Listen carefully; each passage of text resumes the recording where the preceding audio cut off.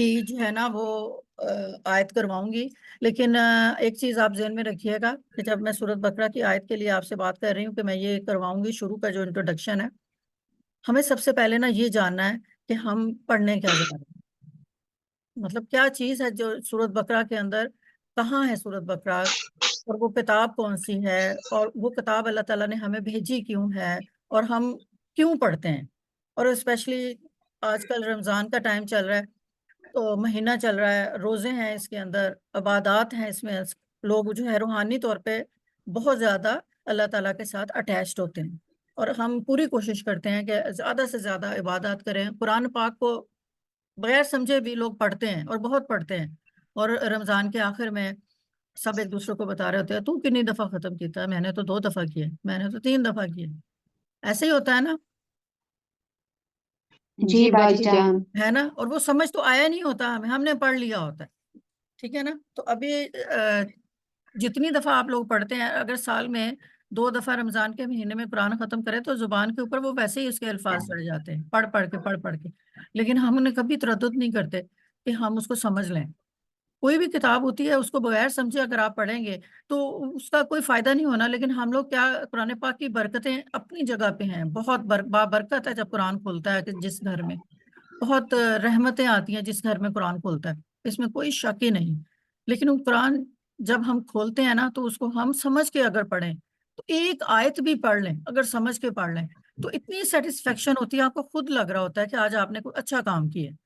کیونکہ میں نے ایک سمجھ کے کتاب کو پڑھا ہے۔ اچھا، اب یہ قرآن پاک جو سب کے لیے ہے کہ نہیں، میوٹ کر لیجیے گا اپنے مائک،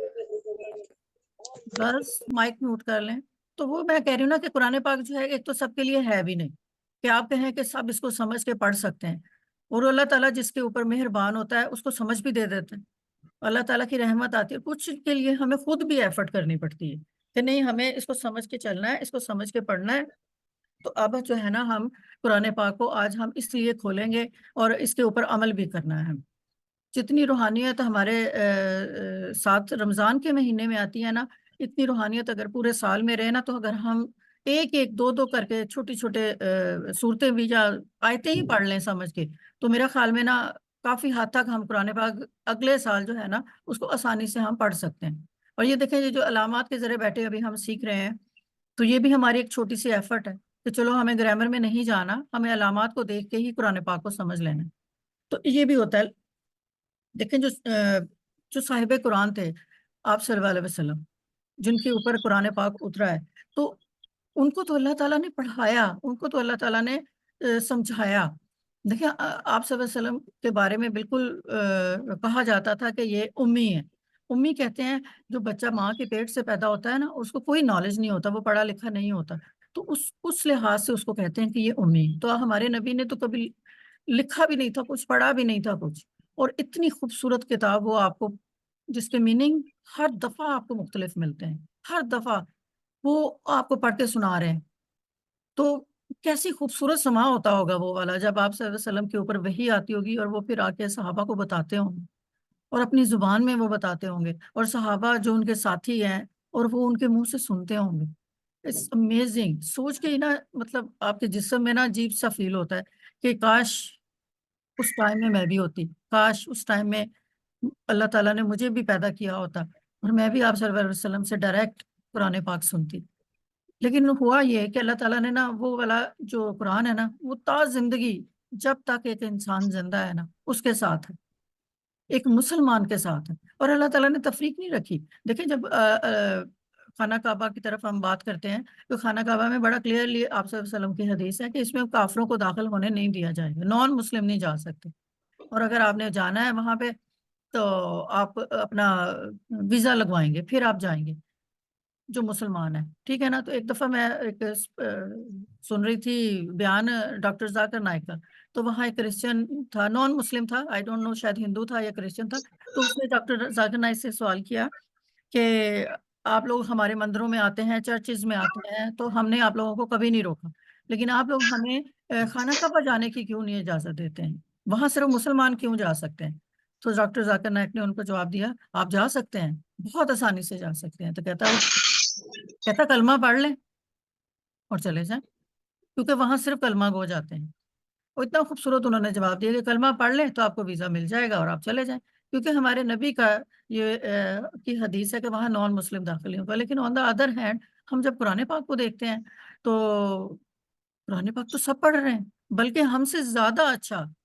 گورے پڑھ رہے ہیں، انگریز پڑھ رہے ہیں، ان پہ تحقیق کرتے ہیں، پی ایچ ڈی کرتے ہیں، اس میں اپنے تھیسز کرتے ہیں اس میں، اور ایسی ایسی خوبصورت کتابیں لکھتے ہیں کہ سوچ ہے آپ کی۔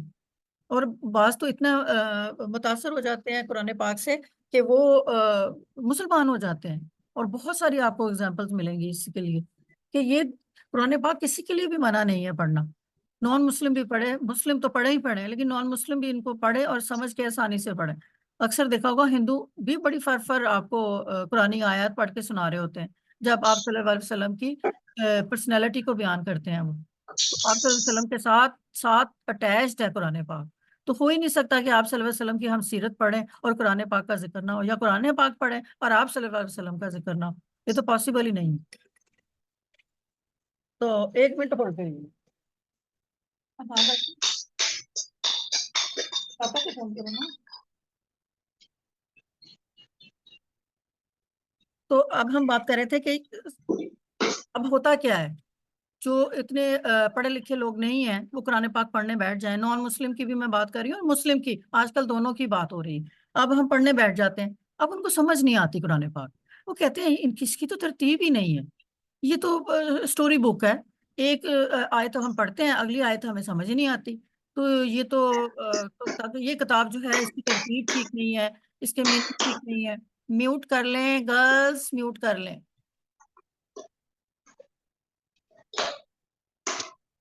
کون ہے؟ سارا کلک کی آواز آ رہی ہے آپ کو؟ باجی جان بس ابھی میوٹ کر لیے۔ اچھا، میں بالکل جو ہے نا ڈسٹریکٹ ہو جاتی ہوں۔ تو ابھی جو ہے نا یہ ہم بات کر رہے تھے کہ جو لوگ سرسری مطالعہ کرتے ہیں اس کا اور سرسری طور پہ بات کرتے ہیں، تو پھر وہ اس پہ تنقید کرنی شروع کر دیتے ہیں، جو کہ آج کل آپ کو بہت ملے گی کہ قرآن پاک کی ترتیب نہیں ہے، قرآن پاک کو سمجھ ہی نہیں آتا ہمیں، اس کی ایک آیت کو پڑھو دوسری ڈفرینٹ ہوتی ہے، یہ تو وہ بیٹھ کے نا بلاگ لکھنا شروع کر دیتے ہیں، وہ اپنے بلاگرز بن جاتے ہیں، تنقید کرنی سٹارٹ کر دیتے ہیں اور لوگ ان کو فالو کرنا شروع کر دیتے ہیں کہ نہیں یہ ٹھیک کہہ رہا ہے، قرآن پاک تو ہے ہی ہمارا ایسا۔ تو یہ کیا ہوتا ہے، یہ بغیر رہنمائی کے قرآن پاک پڑھا جاتا ہے، تو تب یہ ایسا ہی ہوتا ہے پھر۔ آپ کو دیکھیں اگر آپ کہیں پہ بھی آج کل ٹریول کر رہے ہو، موسٹلی گاڑیوں میں جی پی ایس ہے، موبائل کے اندر جی پی ایس ہے، تو ہم کیا کرتے ہیں، ہم کسی جگہ پہ پہنچنے کے لیے جی پی ایس آن کر دیتے ہیں، جی پی ایس آن کر کے ہم اس گھر تک، اس جگہ تک، اس کالونی تک پہنچ جاتے ہیں۔ تو ہم نے ایک گھر کا راستہ پتا کرنے کے لیے جی پی ایس آن کر لیا، لیکن اللہ تک پہنچنے کے لیے قرآن پاک کو نہیں سمجھ رہے۔ قرآن پاک تو ہمارا اللہ کے درمیان جی پی ایس ہے نا، ہمیں ملانا ہے نا اللہ سے، تو ہم رہنمائی قرآن سے لیں، اور بجائے اس کے کہ ہم لوگوں سے سنیں، ہم ڈائریکٹ کیوں نہیں قرآن کھولتے، ہم ڈائریکٹ قرآن کھول کے بیٹھ جائیں، اور آپ دیکھیے گا آپ کو جی پی ایس سے زیادہ ایکوریٹ طریقے سے آپ کو یہ والا جی پی ایس ملے گا، اتنا زبردست آپ کو گائیڈ کرے۔ سمجھ صرف یہ ہے کہ آپ نے سمجھ کے پڑھنا ہے اور گائیڈ کے ساتھ پڑھنا ہے۔ مطلب ہمارے ہاں ہم لوگ نہیں سمجھ پاتے بہت ساری آیتیں، ہر کوئی اپنے مطلب کا ترجمہ نکال کے اس میں بیٹھا ہوتا ہے، تو ہم یہ سورۃ بقرہ کو لے لیتے ہیں، سورۃ بقرہ میں سارے جہان کے معاشی مسائل ہیں، ابھی میں آپ کو ان کا ایک اوور ویو دیتی ہوں کہ وہ والے جو معاشی مسائل ہیں، اگر قرآن پاک ہمیں ہر چیز پہ گائیڈ کر رہا ہے، ایون باتھ روم میں جا کے جب آپ نے طہارت کرنی ہے وہ کیسے کرنی ہے، وہ تک ہمیں قرآن پاک نے بتایا، وہ تک ہمارے نبی نے ہمیں بتایا، گائیڈ کیا ہے ہمیں، اور لیکن ہم لوگ ان چیزوں کو فار گرانٹیڈ لیتے ہیں۔ سو کے اٹھ رہے ہو تو کون سی دعا پڑھنی ہے، سونے سے پہلے کون سی دعا پڑھنی، اپنے آپ کو کیسے آپ نے اللہ تعالیٰ کی اور فرشتوں کے حفاظت میں دینا ہے، ہر چیز قرآن پاک کھل کھل کے بتا رہا ہے، چیخ چیخ کے بتا رہا ہے، لیکن ہم نہیں سمجھ رہے، ہمیں کہیں چاہیے بنا بنایا حلوہ، اور وہ دیتے ہیں ہمیں ہمارے علماء حضرات، لیکن وہ پھر اپنے مطابق دیتے ہیں نا، وہ ہمارے مطابق نہیں دیتے، ہر ایک کا اپنا سوچ کا نظریہ ہوتا ہے، تو وہ ان کا نظریہ ہے۔ ایک چھوٹی سی بات آپ کو کرتی ہوں، اس کے بعد ہم سٹارٹ کرتے ہیں کہ دیکھیں میری تو یہ بہت آزمائی ہوئی، اور یہ ابھی سے نہیں، مطلب جب سے میں چھوٹی ہوں، تو ہم لوگ جب چھوٹے تھے نا تو قرآن پاک پڑھا کرتے تھے جا کے قاری صاحب کے پاس، تو قاری صاحب کیا کرتے تھے، قاری صاحب کہتے تھے کہ آپ لوگ نا آنکھیں بند، قرآن پاک کو بند کریں، آنکھیں بند کریں اور کوئی سی بھی بات دل میں سوچ لیں، اور پھر وہ آپ قرآن پاک کھولیں اور وہ جو سب سے پہلی آیت نظر آئے گی نا اس کا ترجمہ سارے مجھے باری باری سنائیں گے۔ تو ہم لوگ کیا کرتے تھے، ہم آنکھیں بند کرنی، اس کو کھولنا اور وہ والی لائن پڑھنی جو ہمیں نظر آتی۔ اب یقین کریں اس وقت وہ اتنی اپروپریٹ ہوتی تھی نا ہمارے لیے کہ لگ رہا تھا کہ وہ ہمارے لیے ہی ہے، تو اس چیز کو آج بھی میں کرتی ہوں. مجھے کوئی بھی مشکل پیش آتی ہے، کوئی بھی دعا ہوتی ہے، بچوں سے ریلیٹڈ، ماں باپ، گھر، کسی چیز سے بھی ریلیٹڈ مجھے چاہیے ہوتا ہے، میں وضو کر کے نماز پڑھ کے تو قرآن پاک کھولتی ہوں اور یہ سوچ کے کھولتی ہوں کہ اللہ میری اس مشکل کا حل تیرے پاس ہے. اب یقین کریں جو آیت سامنے آتی ہے وہ ہو بہو مجھے وہی مطلب دے رہی ہوتی ہے. تو یہ ایک قرآن پاک کا سب سے بڑا معجزہ ہے کہ ہر انسان کے لیے اور ہر انسان کی گائیڈنس ہے، ہر انسان کی رہنمائی ہے. فرق صرف یہ ہوتا ہے کہ جو ہمارے سامنے آیت آئی ہے اگر ہم اس کو سمجھ سک رہے ہوں کہ یہ کہہ رہی ہے ہم سے، فرق صرف یہ ہوتا ہے. اسی لیے اپنی ساری زندگی ہم لوگوں نے لگا دی. اب میجورٹی ہم ساری خواتین جو یہاں بیٹھی ہوئی ہیں 40+ تو ہوں گی نا، سوائے ایک دو بچیاں ہیں جو بیچ میں ہیں ان کو چھوڑ کے. تو جب ہم